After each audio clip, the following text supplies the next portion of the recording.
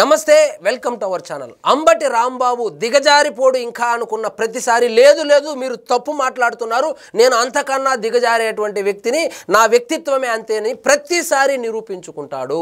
నిన్నటికి నిన్న పులివెందులకు సంబంధించి ఆ ఉప ఎన్నికలు ఏవైతే ఉన్నాయో జెడ్పీటీసీ ఉప ఎన్నికలు, దానికి సంబంధించి ఫలితాలు రావడము, వైఎస్ఆర్సీపీ డిపాజిట్ కోల్పోవడము, ఘోరాతి ఘోరంగా ఓడిపోవడము, ఒంటిమిట్టలో కూడా ఓడిపోవడం మనకందరికీ తెలిసిందే. సో దీనికి సంబంధించి అంబటి రాంబాబు ఏం చేశాడంటే అక్కడెక్కడో పశ్చిమ బెంగాల్లో రిగ్గింగ్ జరుగుతున్నటువంటి ఒక పాత వీడియోని తీసుకొని వచ్చి ఇది పులివెందుల్లో జరిగింది, ఈ ప్రజాస్వామ్యం కూని అయిందని చెప్పి సోషల్ మీడియా వేదికగా పోస్ట్ అయితే పెట్టడం జరిగింది. ఇలాంటి అంబటి రాంబాబును నమ్ముకొని జగన్మోహన్ రెడ్డి గారు ఒక జిల్లా అధ్యక్షుడిగా పదవి ఇస్తే ఈయన ఆ జిల్లాలో ఇతర నియోజకవర్గాల్లో ఆ పార్టీ పనితీరు ఎలా ఉంది, ఏవైనా కార్యక్రమాలు ఏమైనా చేద్దాం, పార్టీకి పనికొచ్చే పనులు ఏమైనా చేద్దాము, అదేవిధంగా కూటమి ప్రభుత్వం ఎక్కడెక్కడ విఫలమవుతుంది దాని మీద నిలదీద్దాము, ఎట్లాగో మనం ఓడిపోయాము, చట్టసభల్లో వెళ్ళేటువంటి అవకాశం లేదు కాబట్టి రోడ్ల మీద అయినా పోరాడదాము, ఆ కూటమి ప్రభుత్వాన్ని ఎండగడదామని లేకుండా ఒక కెమెరా ఒకటి కొనుక్కొని యూట్యూబర్ వేషం వేసుకొని మేకప్ వేసుకొని ప్రతిరోజు వీడియోలు చేసుకుంటున్నాడు. సరే, ఆయనకు అప్పుడెప్పుడో సినిమాల్లో నటించాడు కాబట్టి కెమెరా అంటే మోజు ఉండొచ్చు, సో ఇప్పుడు యూట్యూబర్గా ఆయన అవతారం ఎత్తి ఉండవచ్చు గాక. కానీ ఈ మధ్యకాలంలో సోషల్ మీడియాలో లేఖి పోస్టులు కూడా పెట్టడం మొదలు పెట్టాడు. ఈ 5 రూపాయల కార్యకర్తలాగా 5 రూపాయలకు కకృతి పడ్డాడో ఏమో మనకు తెలియదు కానీ, ఈయనకు కూడా లేదంటే పోస్ట్ కింతని ఇస్తా ఉన్నారో లేదో తెలియదు కానీ, ఈయన ఈ మధ్యకాలంలో పెట్టినటువంటి ఆ పోస్ట్ ఏదైతే ఉందో సోషల్ మీడియాలో సంచలనంగా మారింది. పశ్చిమ బెంగాల్లో ఒక పంచాయతీ ఎలక్షన్లో రిగ్గింగ్ జరిగినటువంటి వీడియోని నిస్సిగ్గుగా తీసుకొని వచ్చి ఆయన సోషల్ మీడియాలో ఆ ఎక్స్ అకౌంట్లో పోస్ట్ చేసి అందరి దగ్గర బూతులు తిట్టించుకున్నాడు.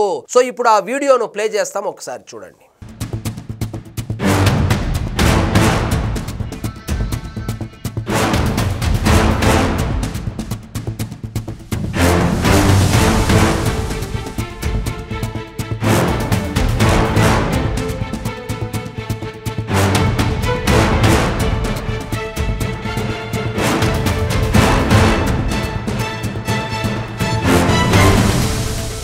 ఈ వీడియో వెస్ట్ బెంగాల్లో ఆ పంచాయతీ ఎలక్షన్లో జరిగినటువంటి వీడియో. ఈ అంబటి రాంబాబు గారు ఏమనుకుంటారు, మనకే సోషల్ మీడియా గురించి తెలుసు, అదేవిధంగా మనమే సోషల్ మీడియాలో ఉన్నామనుకుంటున్నారేమో. ప్రతి ఒక్కరూ ఇప్పుడు సోషల్ మీడియాలో ఉన్నారు, ప్రతి ఒక్కరూ ఇంటర్నెట్ వాడడం తెలుసు, ప్రతి ఒక్కరికి ఏఐ వాడడం తెలుసు.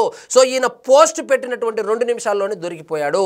ఇది ఆంధ్రప్రదేశ్లో జరిగినటువంటి రిగ్గింగ్ కాదు, ఇది పశ్చిమ బెంగాల్లో జరిగినటువంటి రిగ్గింగ్ అని చెప్పి ఆ ఏఐకి సంబంధించి ఇన్ఫర్మేషన్ కూడా బయటకు వచ్చింది. సో ఈ విధంగా కూటమి ప్రభుత్వం మీద, ఎలక్షన్ కమిషన్ మీద ఈయన విష ప్రచారం చేస్తూ ఉన్నాడని ఈయన మీద కేసు కూడా బుక్ అయింది. సో కేసులు ఏమి ఈయనకి కొత్త కాదు కాబట్టి సిగ్గు వదిలేసి ఈయన కింద ఆ పోస్టుకు సంబంధించి కింద కామెంట్లలో కనుక ఆయన కానీ వాళ్ళ కుటుంబ సభ్యులు కానీ ఒకవేళ కనుక ఆ కామెంట్లు చదివితే 10 రోజులు అన్నం తినరు, అన్ని బూతులు తిడతా ఉన్నా కూడా సిగ్గు లేకుండా ఇంకా ఆ పోస్ట్ డిలీట్ చేయకుండా అలాగే ఉంచేశాడు. సో దీని మీద ఆయన మీద కేసు అయితే బుక్ అయింది. మరి చూడాలి, ఆయన మీద కేసులు బుక్ అవుతా ఉందే కానీ పెద్దిరెడ్డి, మిథున్ రెడ్డి లాంటి వాడిని అరెస్ట్ చేశారు కానీ మన అంబటి రాంబాబు లాంటి వాళ్ళు ఈ చిల్లరగాళ్ళని అయితే అరెస్ట్ చేయకుండా వదిలేయడం వల్ల చిల్లర పోస్టులు పెట్టుకుంటూ సునకానందాన్ని పొందుతున్నారు. ఎన్నిసార్లు చీకొట్టినా కూడా సోషల్ మీడియాలో ఆయన తీరైతే మారడం లేదు. ప్రతిరోజు వస్తాడు, ఏదో ఒక లేఖి పోస్ట్ పెడతాడు, బూతులు తిట్టించుకుంటాడు, వెళ్ళిపోతాడు.